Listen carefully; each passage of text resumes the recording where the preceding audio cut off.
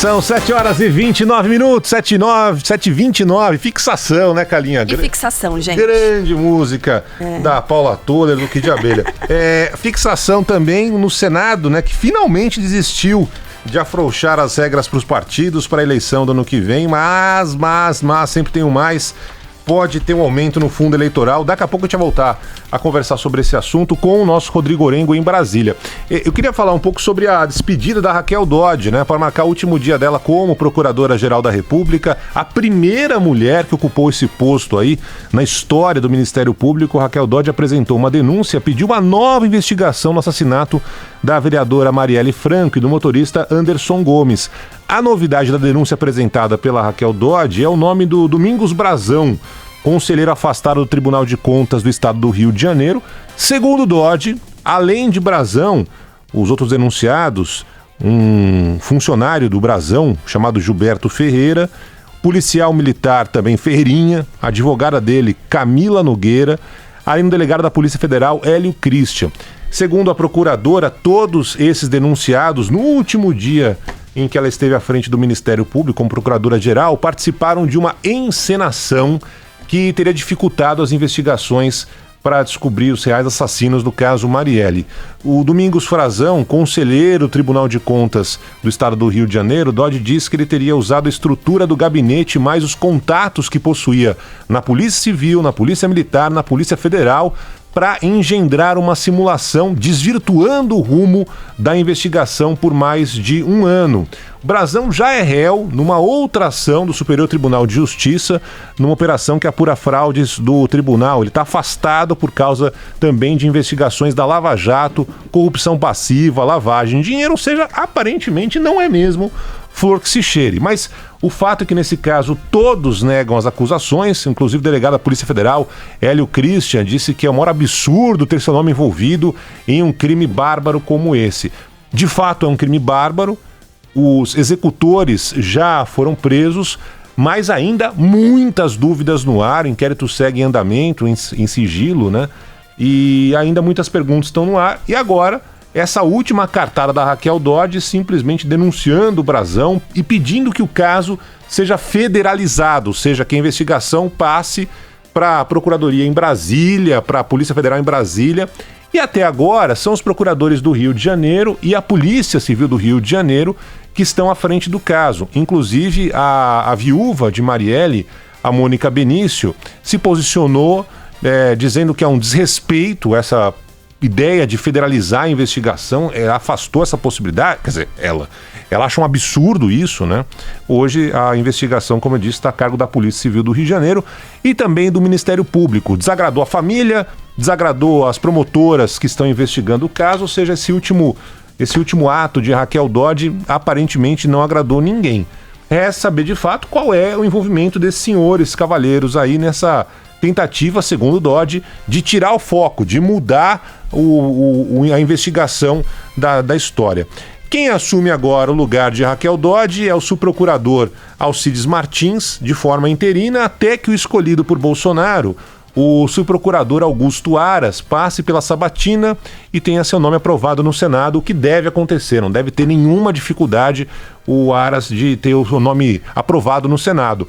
Assim como o Dodge, que está deixando o cargo debaixo de muitas críticas, os próprios procuradores entendendo que ela foi muito omissa, lenta em algumas apurações, principalmente envolvendo a Lava Jato. A grande dúvida agora, nessa área, no Ministério Público, é saber como se dará o prosseguimento das investigações da Operação Lava Jato. Recentemente vimos o procurador José Alfredo de Paula abandonando a coordenação da Lava Jato junto à Procuradoria em Brasília, ao mesmo tempo em que estamos acostumados agora a ver as mensagens que foram trocadas pelos procuradores de Curitiba da Vaza Jato. E essa é a questão agora. O que o novo Procurador-Geral da República vai fazer? Qual será o entendimento dele assumindo o cargo? Vai dar mais força para a Lava Jato? Vai mudar alguma estratégia? Vai seguir adiante, acelerando, apurando? Vai diminuir o poder, por exemplo, dos procuradores que trabalham na Força Tarefa em Curitiba? O que ele vai fazer? No momento, a gente tem uma queda de braço, aí, uma briga do presidente Bolsonaro com o ministro da Justiça, Sérgio Moro. Então, Ele vai ficar de que lado da história? Ou nenhum dos dois? Vai seguir uma linha do meio? A gente lembra sempre no passado, né, dos procuradores recentes que tivemos. Um dos mais lembrados é aquele escolhido pelo ex-presidente Fernando Henrique Cardoso, o procurador chamado Geraldo Brindeiro, que ficou conhecido como o engavetador-geral da República. Nada passava por ele. E aí, Augusto Aras vai, de repente, varrer para debaixo do tapete as investigações que precisam ser finalizadas?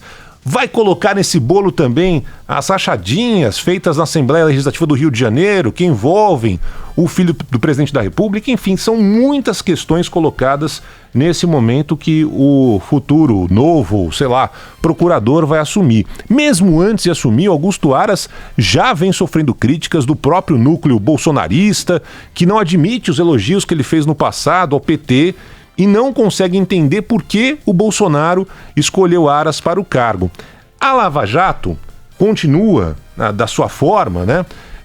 E teve como base principalmente as delações premiadas. Ontem, mais uma liberação de um famoso personagem da Lava Jato. Teve papel fundamental, inclusive, na condenação do ex-presidente Lula. Trata-se do ex-presidente da OAS, Léo Pinheiro, amigo de Lula, pelo menos até então, né? Foi solto ontem em Curitiba o Léo Pinheiro, depois de ter ficado 3 anos preso. E aí é uma outra dúvida, né? Essa história toda que a gente está acompanhando recente, a delação premiada. O cara vai lá, denuncia, fala lá um monte de gente que teria recebido propina, teria sido corrompido e tal, e tempos depois sai da cadeia. Foi assim com o Marcelo Odebrecht, da empreiteira Odebrecht, agora está lá voltando para a empresa ou não, tem uma rusga com o pai dele.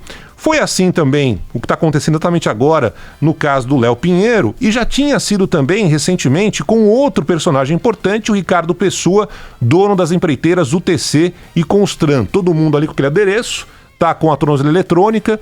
Mas e aí, né? 3 anos é um tempo suficiente? Já cumpriu ali o que tinha que cumprir? Delatou peixões mais graúdos e por isso merece deixar a cadeia? Eu confesso que tenho dúvida, sinceramente, tenho dúvida, mas os 3 principais nomes do setor privado, né? Não estou falando da Petrobras, mas estou falando do setor privado: o Marcelo Odebrecht, o Ricardo Pessoa, dono das empreiteiras UTC e Constran, e agora o Léo Pinheiro, né, da OAS. Os 3 estão livres, leves e soltos, com a tornozeleirinha eletrônica ali, que já virou um adereço, né? O Léo Pinheiro deixou a cadeia logo depois de firmar esse acordo no Supremo Tribunal Federal, trocou a pena em regime fechado pelo uso da tornozeleira e está já na mansão dele aqui em São Paulo.